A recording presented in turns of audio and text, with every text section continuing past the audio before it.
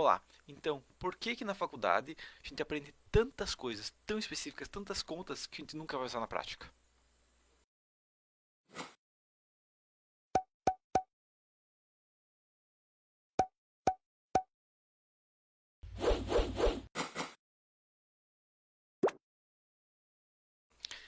Isso tem basicamente três motivos, certo? Ignorando, claro, que muito da matemática que a gente aprende na faculdade a gente vai usar, certo? Mas por que que a gente aprende tanto que não usa? É dividido em três motivos. O primeiro motivo é o seguinte: imagina que você tem que fazer uma ponte, certo? E essa ponte vai ser uma ponte especial que ela vai ser feita num material novo, digamos um plástico de alta resistência. Inventaram um plástico de alta resistência e essa ponte vai ser feita em plástico de alta resistência. Você tem ah, duas opções. A primeira opção é trabalhar com um engenheiro, certo? Que já trabalha há 20 anos com projetos de pontes metálicas, pontes de concreto, pontes de madeira, certo? Ele tem já uma base forte nesse tipo de ponte e ele trabalha já com pontes nessa região, certo? E outra opção que você tem é chamar um engenheiro que tem 20 anos de experiência também, mas esses 20 anos de experiência ele tem modelando, fazendo projetos hidráulicos de prédios. Qual você vai chamar?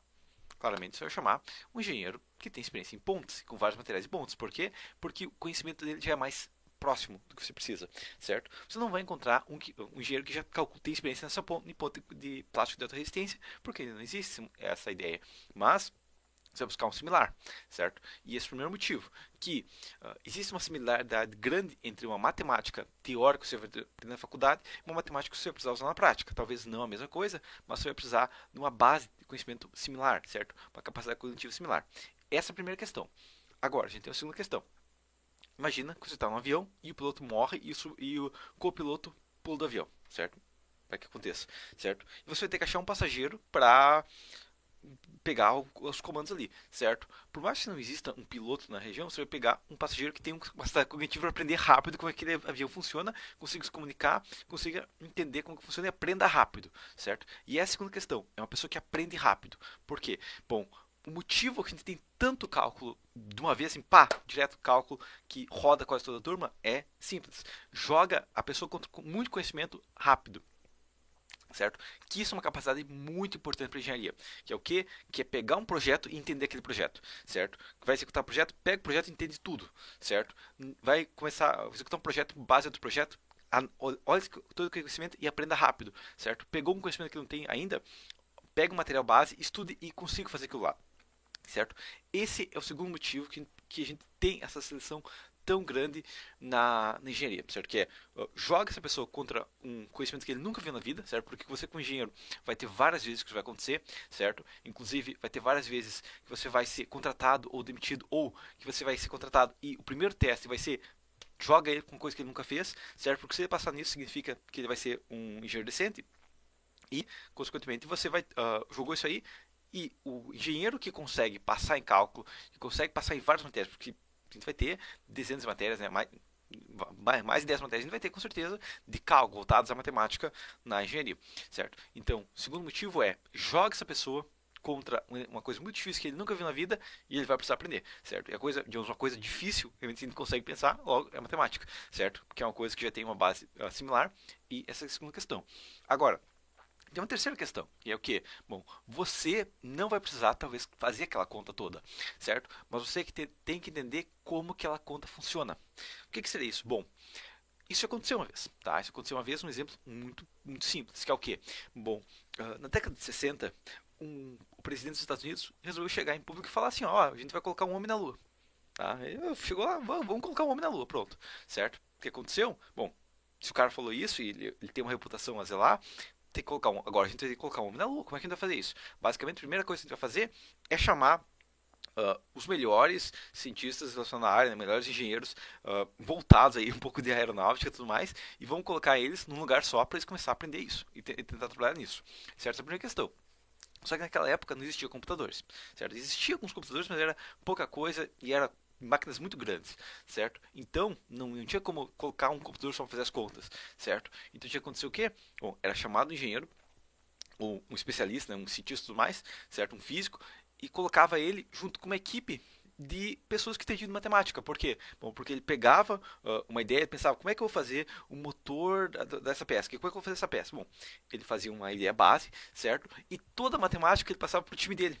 Certo? E ele passava pro time dele e ia fazendo as contas para dar o resultado final. Porque ele tinha uma ideia, você já sabia com que. Ele tinha uma ideia. Se eu colocar um motor, sei lá, desse tamanho, com essas peças aqui, qual que vai ser a potência? Bom, vou colocar para um cara calcular. Passa uma fórmula, calcula isso aí e me diz o resultado, certo? Isso que foi feito, certo? Inclusive tinha várias equipes, né? Muitos, centenas de calculistas, né? Ou calculadores, né? Que depois de tradução é similar a uma máquina calculadora que a gente chama de calculadora, certo? Bom, esse esse cientista, engenheiro aeronáutico e tudo mais, ele não ia fazer toda a conta, porque ele não tinha tempo, né? Ao final da década tinha que estar um homem na Lua, certo? Então, o que ele faz? Ele passava para a pessoa e ele ia pensando em outra coisa enquanto isso, certo? E é isso que nós na engenharia fazemos, porque hoje a gente não precisa mais daquele time de pessoas fazendo a conta na mão. Não, coloca no computador e o computador faz, certo? Mas a gente tem que olhar aquele resultado e comparar com a realidade, certo? Essa é a primeira questão, certo? Inclusive, todo engenheiro, digamos, que trabalha numa área, que é um engenheiro respeitado naquela área, eu vejo que faz isso, certo? Ele pega um resultado, mas será que é isso mesmo? Ele não vai calcular 3 casas depois da vírgula, 5 casas depois da vírgula. Não, ele vai, estimou aqui, tá dentro da realidade que eu espero, beleza, certo? Tem uma sapata de um prédio de 20 andares. Ou tem uma estaca para 20 andares. É isso que eu espero? Eu vou fazer um cálculo aqui, deve dar umas 300 toneladas esse prédio e tudo mais. Será que esse área que eu espero? Beleza, é próximo que eu espero. Pronto, certo? Não precisa ter os valores exatos. Tendo uma ideia base, você só verifica o que o computador faz. E para verificar o que o computador faz, se é para verificar o seu lançamento, você tem que entender essa base, certo? Se você não entender a base, você deixa passar muita coisa. E é muito comum isso na engenharia, infelizmente, certo? O engenheiro vai lá, lança uma coisa e o somatório das coisas nem faz sentido. O somatório de um cálculo não faz sentido, mandar não faz sentido, alguma coisa não faz sentido, ele lançou tudo errado. E como ele não tem uma base teórica para entender isso, sai tudo errado, certo? Então, você não precisa saber exato os valores, certo? Você precisa ter uma base, certo? Inclusive, o engenheiro que tem uma base mais ou menos, se tiver uma estimativa daquilo ali, ele vai ter uma precisão muito maior do que o engenheiro que tem um computador muito potente, mas não tem aquela base, certo? Porque ele não vai deixar passar erro, certo? Que é o mais importante na engenharia. Não é aprender a calcular, não é precisão, certo? Precisão, ok, na engenharia é importante, certo? Mas se você não deixa passar erro, é muito mais importante. Um engenheiro que só erra de 1%, mas deixa passar um erro, acaba errando muito mais, acaba gerando problemas muito maiores que um engenheiro que erra em 10%, mas não deixa passar nenhum erro, tá? E a única maneira de não deixar passar nenhum erro é entendendo a conta, certo? Muitas vezes pode ser o quê? Eu vou olhar como que está o momento do fator no pilar, certo? Olhar como é que está o cortante. Bom, eu sei que o cortante é derivado do momento do fator. Essas duas unidades estão conversando corretamente?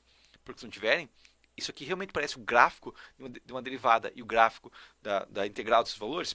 Se não, significa que tem alguma coisa. Agora, se você não sabe o formato, tem uma reta linear, uma equação linear. Se eu integrar isso aqui, que curva eu espero? Se eu derivar isso aqui, o que eu espero? Certo? Isso é o que a gente tem que entender, tá? Eu não preciso entender como é que é a derivada exata. Minha estimativa ali deveria ser um pouquinho diferente, sem problemas. Desde que você tenha a base muito próxima do que você espera, vai estar certo. Então, esse é o terceiro motivo que a gente trabalha dentro da engenharia, tá? Com a matemática. Na prática, derivada, integral e isso mais, a maioria dos engenheiros não vai usar, certo? A maioria dos engenheiros vai trabalhar com o quê? Vai trabalhar com orçamentos, que é matemática de ensino médio, certo? Vai trabalhar muitas verificações são baseadas em trigonometria, certo? Que boa parte é ensino médio, certo? Muitas verificações são cálculos básicos, né? Hipotenusa e tudo mais, certo? São contas básicas que calcular área, calcular volume e tudo mais, não é uma conta hiper complicada que a gente tem que ter. Não, mas é uma conta que quem entendeu aquela conta hiper complicada vai conseguir derivar rápido, vai conseguir executar ela na prática, certo? Esse é o motivo que a gente força tantos engenheiros, tantos estudantes de engenharia a tentar passar nessa matemática, certo? E é esse o motivo que muitas vezes a gente elimina aqueles que não conseguem, certo? Elimina reprovando, certo? E eles acabam desistindo, certo? E acaba acontecendo que assim a gente consegue engenheiros mais qualificados, certo? E também esse é o motivo que atualmente com uma abrangência, né, muitas faculdades que estão liberando mais essas contas, estão reduzindo o foco no cálculo e indo mais o foco para a gestão, indo mais o cálculo para outras disciplinas mais humanas, certo? também está acontecendo de surgir mais engenheiros que não têm essa capacidade lógica tão elevada e muitos engenheiros que não estão conseguindo se qualificar dentro do mercado, certo? Então seria isso. Até a próxima.